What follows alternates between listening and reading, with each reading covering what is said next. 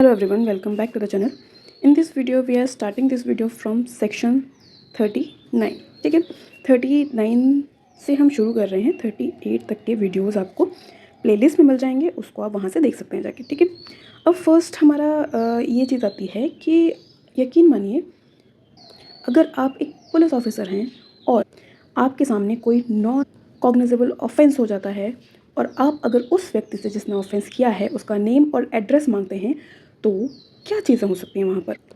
इन्हीं कुछ सवालों के जवाब हैं 39. इसमें कहा जाता है, देखिए, arrest on refusal to give name and residence.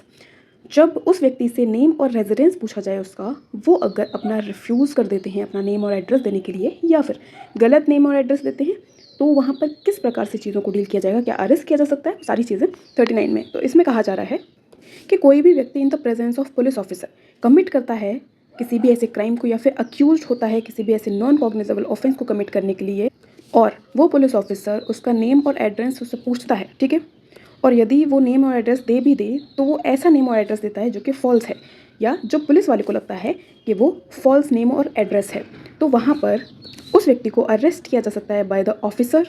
और उसको अरेस्ट क्यों किया जाएगा? जिससे उसका नेम और रेजिडेंस असर्टेन किया जा सके, मतलब पता लगाया जा सके, अच्छे से फिक्स किया जा सके कि हाँ यही उसका नेम और एड्रेस है. जब उस व्यक्ति का ट्रू नेम और रेजिडेंस असर्टेन कर लिया जाता है तब उसको रिलीज़ कर दिया जाएगा ऑन द बॉन्ड और बेल बॉन्ड.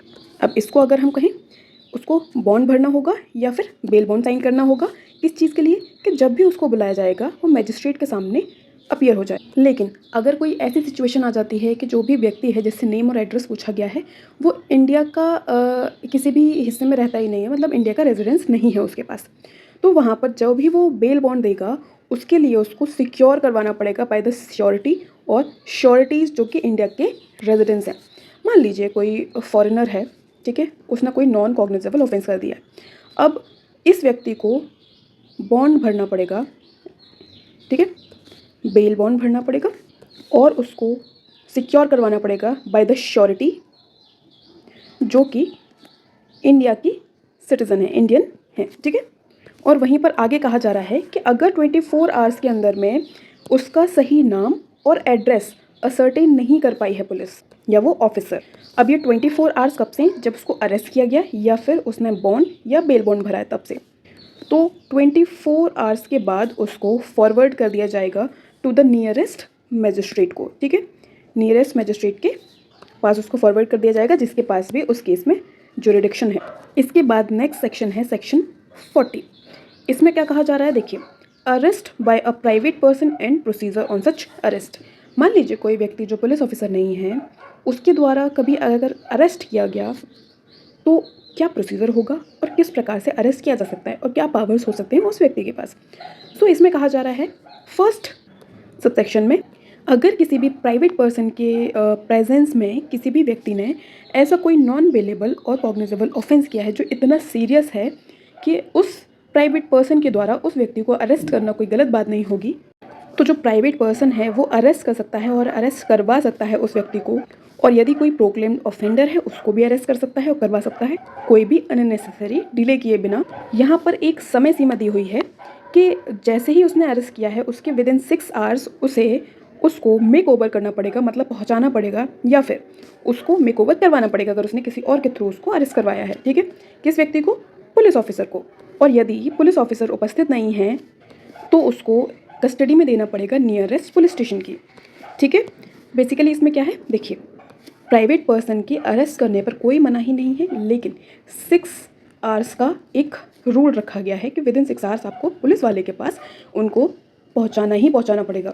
इसके बाद नेक्स्ट कहा जा रहा है कि अगर ऐसा कोई रीज़न है सामने कि जो भी वो व्यक्ति है वो ऐसे सर्कमस्टांसेस में है कि वो सेक्शन 35 के सबसेक्शन 1 में आ रहा है, तो जो पुलिस ऑफिसर है वो उसको कस्टडी में ले लेगा. और अगर ऐसा कोई रीज़न टू बिलीव है कि उसने नॉन कॉग्निजेबल ऑफेंस किया है और पुलिस ऑफिसर ने जब उसको नाम और रेजिडेंस देने के लिए कहा उसने रिफ्यूज़ कर दिया या फिर ऐसा नाम और रेजिडेंस दिया है जो कि फॉल्स है, तो उसको 39 के अकॉर्डिंग डील किया जाएगा. और अगर ऐसी सिचुएशन आ जाती है कि वहाँ पर कोई भी रीज़न टू बिलीव या सफिशिएंट रीज़न सामने नहीं आ रहे हैं कि भाई उसको क्यों कस्टडी में रखना चाहिए, उसने कोई ऑफेंस नहीं किया है, तो वहाँ पर उसको रिलीज़ कर दिया जाएगा। इसके बाद आता है नेक्स्ट सेक्शन 41, जिसमें हम बात करते हैं कि मैजिस्ट्रेट किस प्रकार से अरेस्ट करेगा। ठीक है, हमने प्राइवेट पर्सन के द्वारा अरेस्ट देख लिया जो कि 40 में था, अब है 41 में मैजिस्ट्रेट के द्वारा। जब कोई भी ऑफेंस मैजिस्ट्रेट के प्रेजेंस में कमिट होता है, ठीक है, in the presence of magistrate, अगर मैजिस्ट्रेट सामने है और ऐसा कोई ऑफेंस कमिट हुआ है, चाहे वो मैजिस्ट्रेट एग्जीक्यूटिव मैजिस्ट्रेट हो या फिर जुडिशियल मैजिस्ट्रेट हो, लेकिन यहाँ पर ध्यान में रखने वाली बात ये है कि ये उस लोकल जुरिडिक्शन में होना चाहिए जहाँ पर उसका जुरिडिक्शन है।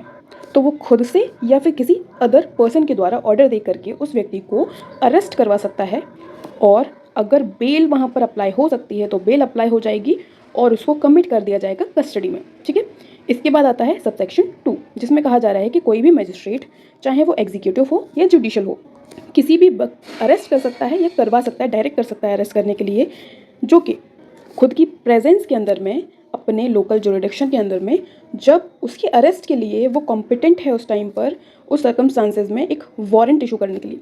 तो अगर हम इसको समझें इन सिंपल, ये दोनों में क्या अंतर है, देखिए यहाँ पर उसके प्रेजेंस में एक ऐसा ऑफेंस हो रहा है जो कि नहीं होना चाहिए उसके लोकल जुरिडिक्शन में, तब वो अरेस्ट करवा सकता है। और यहाँ पर उसको पावर है कि जो पर्टिकुलर चीज़ हुई है उसके सामने, या फिर जो पर्टिकुलर इंसान उसके सामने है, उसके लिए वो वारंट इशू कर सकता है।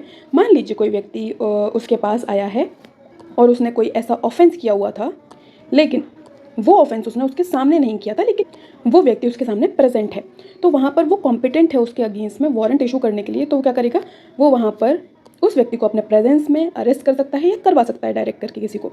इसके बाद आता है हमारा नेक्स्ट सेक्शन, सेक्शन 42, जिसमें हम बात करते हैं protection of members of arm forces and from arrest. ठीक है, सो सेक्शन 35 में जो भी चीज़ें दी हुई हैं, या सेक्शन 39 से लेकर के 41 तक जो भी चीज़ें दी हुई हैं, इसमें कहा गया है इनको साइड में रखिए।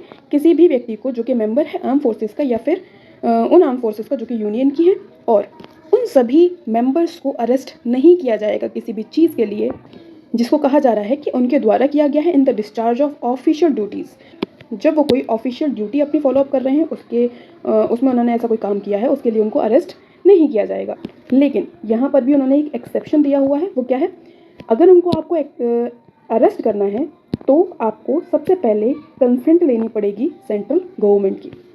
इसी प्रकार से सेकंड में कहा जा रहा है कि सेंट्रल गवर्नमेंट जिस प्रकार से यहाँ पर कंसेंट देती है, नीचे आकर कहा जा रहा है कि स्टेट गवर्नमेंट नोटिफिकेशन के ज़रिए से डायरेक्ट कर देगी कि जो सबसेक्शन 1 है वो किन किन कैटेगरीज में और किन किन classes of member of forces के बारे में अप्लाई होगा। सेम टू सेम तरीके का चीज़ें लागू होंगी, बस जो यहाँ पर हमने सेंट्रल गवर्नमेंट पढ़ा था इसको हम कन्वर्ट कर देंगे विद द स्टेट गवर्नमेंट, मतलब यहाँ पर स्टेट गवर्नमेंट लागू होगी। तो ये थी हमारी आज की वीडियो। आपको कैसी लगी है प्लीज़ बताइएगा, लाइक कीजिएगा और सब्सक्राइब कीजिएगा चैनल को। अगर आपका कोई डाउट है या फिर आपको कैसी लगी आपको बताना है तो कमेंट कीजिएगा। ठीक है, इसी प्रकार से बाकी वीडियोस भी आती रहेंगी। Thank you so much.